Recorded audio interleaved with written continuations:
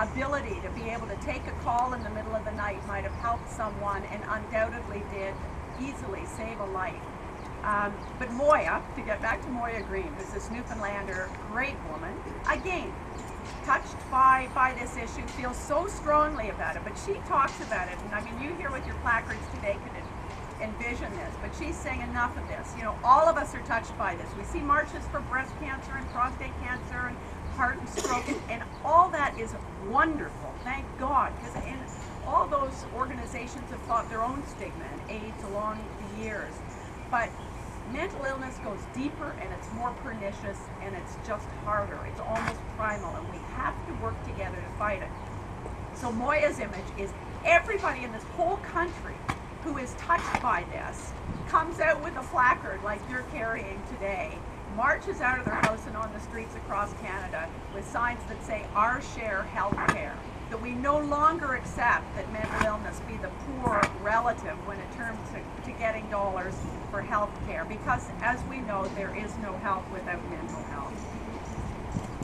So that is one of the visions that I love to talk about and to see.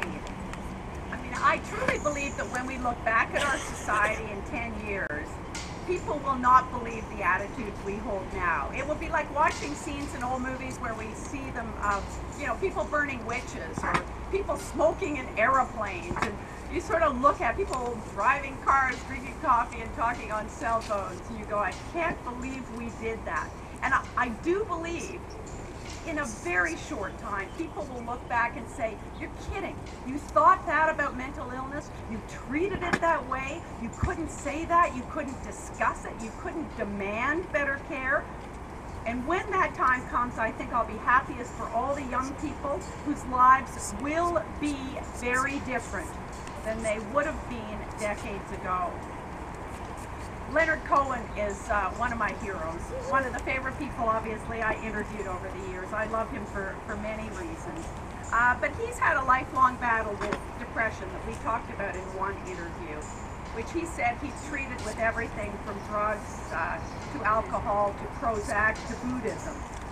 And in that interview, I once asked him what the best line he ever wrote was, because as you know, he agonizes over every syllable. And he did think for a while. And then he said it was a line from his song called Anthem. And the line is, ring the bells that still can ring.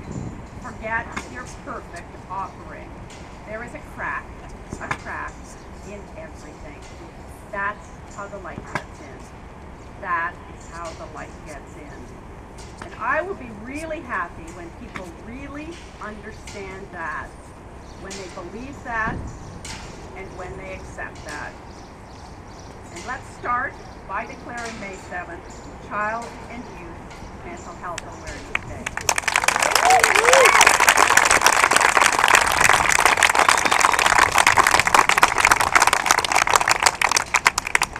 It is my great pleasure now to introduce Dr. Simon